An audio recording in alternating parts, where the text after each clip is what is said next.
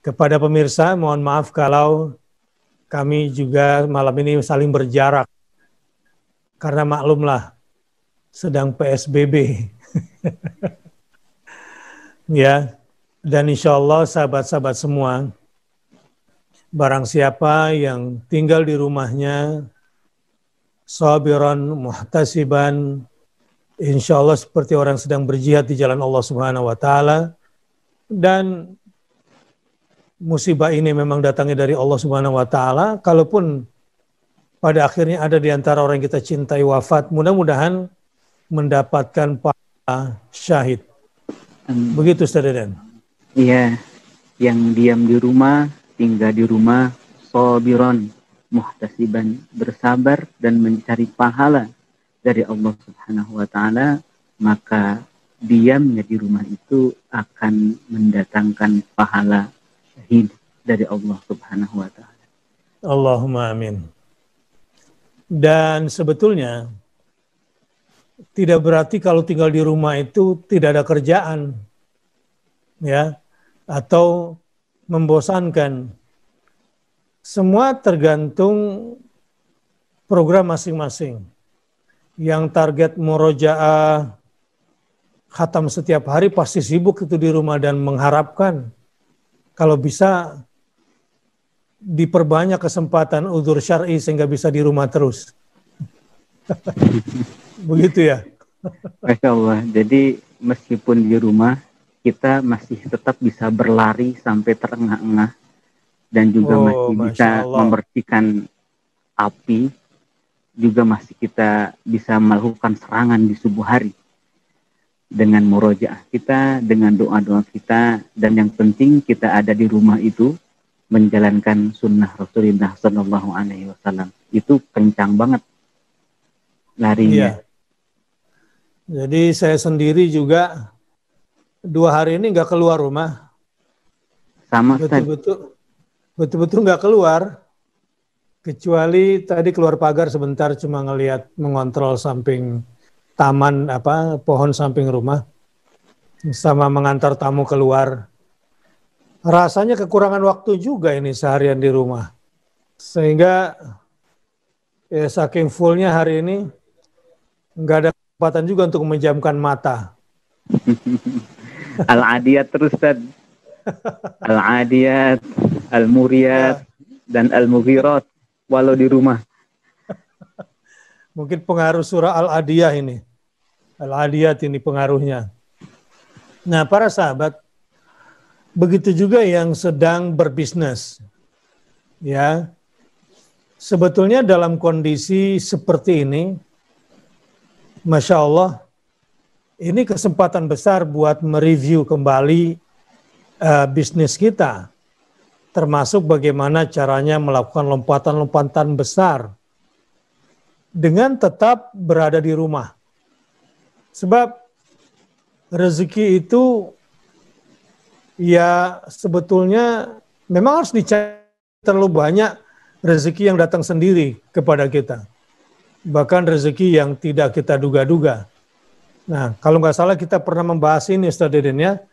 Ada rezekinya orang soleh, ada rezekinya orang bersyukur, ada rezekinya orang yang sabar, dan ada rezeki orang bertakwa. Coba Ustaz Deden diingatkan kembali buat para pengusaha. Nanti saya akan bantu tekanan-tekanannya. Dari ayat 4, cara Allah memberikan kepada orang-orang ini. Yang 4 ini. Iya. Dalam surah Hud, ayat yang ke-6, Allah Subhanahu wa Ta'ala berfirman, "Wa ma min dabbatin fil ardi illa 'ala Allahi rizquha." Tidak semata-mata ada makhluk yang bergerak, yang melata di bumi, kecuali Allah telah menjamin rezekinya. Itu untuk keseluruhan dabbah yang ada di bumi, makhluk yang ada di bumi. Tetapi ada rezeki-rezeki yang spesial. Rezeki-rezeki yang khusus, yang berkah, yang melimpah, dan penuh dengan kebaikan, itu diberikan kepada 4 kelompok. Pertama, orang yang soleh. Walaqad katabna fiz zaburi min ba'di dzikri annal arda yarithuha ibadiyas solihun. Bahwa kata Allah telah ditetapkan di dalam kitab Taurat, di dalam kitab Zabur min ba'di dzikri setelah Taurat, bahwa bumi ini seluruhnya akan diwarisi oleh hamba-hamba Allah yang soleh. Kemudian juga orang yang syukur, nih, yang istimewa, yang rizkinya, nikmatnya selalu bertambah, tidak pernah berkurang. La in syakartum la azidannakum. Itu dalam surah Ibrahim. Jika kamu bersyukur, maka pasti akan kami tambahkan.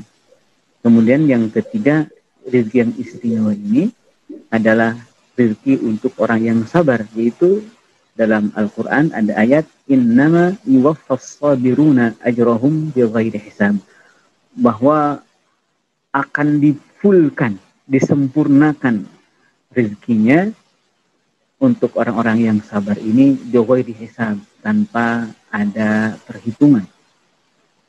Kemudian yang keempat adalah rezeki untuk orang yang bertakwa. Wa yarzuquhu min haitsu la yahtasib. Allah berikan rezeki dari arah yang tidak disangka-sangka datangnya. Rezeki inilah yang harus kita berikhtiar, yang disebut di dalam surah Al-Jumu'ah, wabtaghu min fadlillah. Carilah dari karunia Allah. Kenapa? Karena kalau rezeki biasa, ya orang, mohon maaf, yang ahli maksiat pun barangkali tidak kurang rezekinya dari Allah Subhanahu wa taala. Tetapi rezeki yang diberikan kepada mereka itu bukanlah rezeki yang di dalamnya mengandung kebaikan, tapi justru mengandung kemurkaan dari Allah Subhanahu wa taala. Bahkan semakin banyak, semakin besar murka Allah. Berbeda dengan rezeki yang diberikan oleh Allah kepada 4 kelompok ini. Orang yang soleh, orang yang sabar, orang yang syukur, orang yang sabar, dan orang yang bertakwa. Jadi secara bisnis, secara ekonomi, coba kita tata ulang kembali. Mungkin mindset kita selama ini berpikir yang namanya kerja itu harus keluar, harus seperti yang kita lakukan selama ini. Baik buat kita untuk membentuk diri menjadi orang. Yang kedua menjadi orang yang bersyukur. Yang ketiga menjadi orang yang banyak bersabar.